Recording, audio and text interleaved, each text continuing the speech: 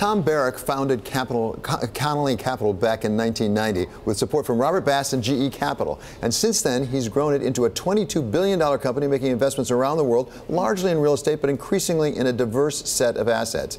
We have the new CEO of Connolly Capital with us now to talk about his redirection of the company, and he is none other than Tom Barrack himself. So welcome back, Tom, as CEO. You never quite left. You were chairman, but it's not just you took over as CEO again. You're redirecting the company. Tell us where you're going. Well, I think where we're going is the same way the market is going, right? If you look at hedge funds not performing well, especially this month, they're not performing well because the market is so efficient. So if you just took the top 5 stocks and invested in an index, you see what happens without a 2 and 20 structure. So real estate has undergone the same kind of unbelievable ride since 2008. And REITs, a public REIT, and by the way, we're almost $50 billion in assets, is supposed to be the passive recipient of income streams, right? No value added. The operating entities have to be someplace else, and it's supposed to be a patient, contractual growth of income. The problem is, in most asset classes in real estate, there's the devil named CapEx. So as you're growing a hotel segment, or a healthcare segment, or an industrial segment, or an office building segment, and for instance in New York City, CapEx always evaporates free cash flow. So what happened to us is the same thing. As we matured in holding balance sheet assets, which we call balance sheet heavy, the yield on that sometimes is deceptive. Sometimes it looks as though it's return on capital, but it's return of capital. So you have to go to a more actively managed format. And for us, that's asset light. The advantage of being public is you have a balance sheet. And the advantage of having the balance sheet is that you can take positions in value-added product, create a magic elixir over fixing that or creating better value, and sell those pieces off to third-party investors, which are primarily institutions who don't want to engage in that process. So tell us about what happened. You go backwards before we go forward. I mean, you did the big North Star deal, and the company has not done, I'm sure, what you would have liked to have done since that acquisition. Was that North Star was in worse trouble than you thought it was? Everybody thought it was having some struggles. Was it that, or was it actually that the market moved on you and it went in a different direction? Both. We missed it. Look, North Star, David Hamamoto was a terrific CEO, and he built a great platform, again, for what the market was at the time. That merger was much more complicated than we thought, bringing two cultures together. At the time, the retail market faded, the healthcare business got in trouble, and we just missed it. So today where we are, which is a great opportunity for me, at a $7 stock is much different than a $14 stock, but the growth is in the asset management, investment management portion of the business, where we're using that powerful balance sheet. We'll have $2 billion of liquidity. So with $2 billion of liquidity in these equity markets, leveraging that for third-party capital and fees is exponentially better. 20% returns are better than 4% returns. I mean, though asset managers have been creamed, it's been a really terrible year.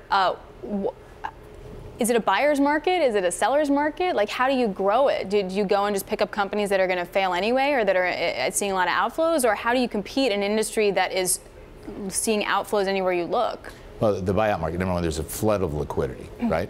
And the markets are unbelievably efficient. So the buyout market is different. When you're buying a company at 11 times and leveraging it 7 times, the idea is you're going to dividend back your equity very quickly. So it's a leverage play. What we're doing is something different, and the reason asset managers are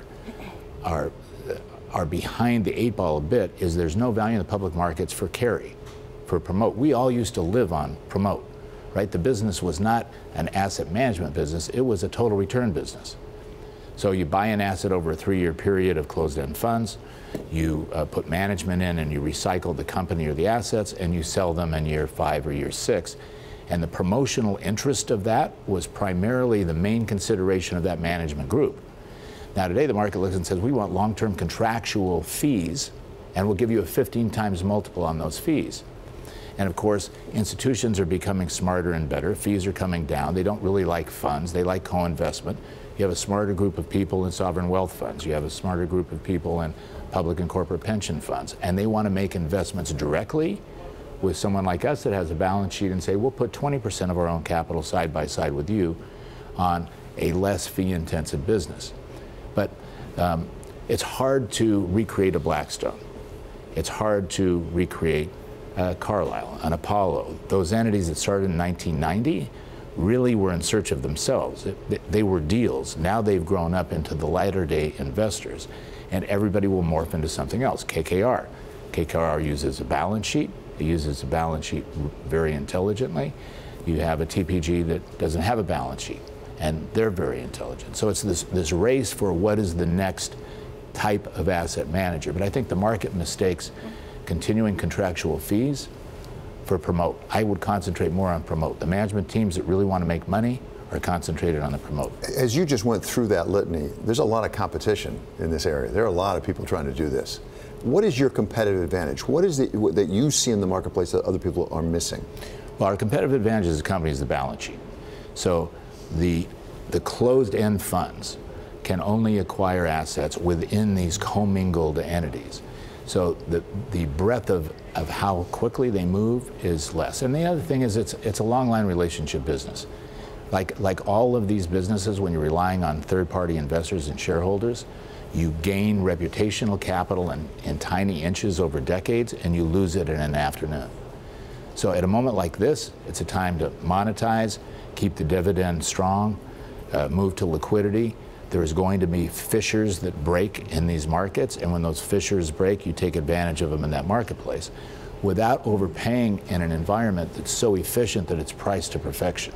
And I think that's what you see going on in these real estate markets, is everybody saying we're late in the cycle, we're late in the innings.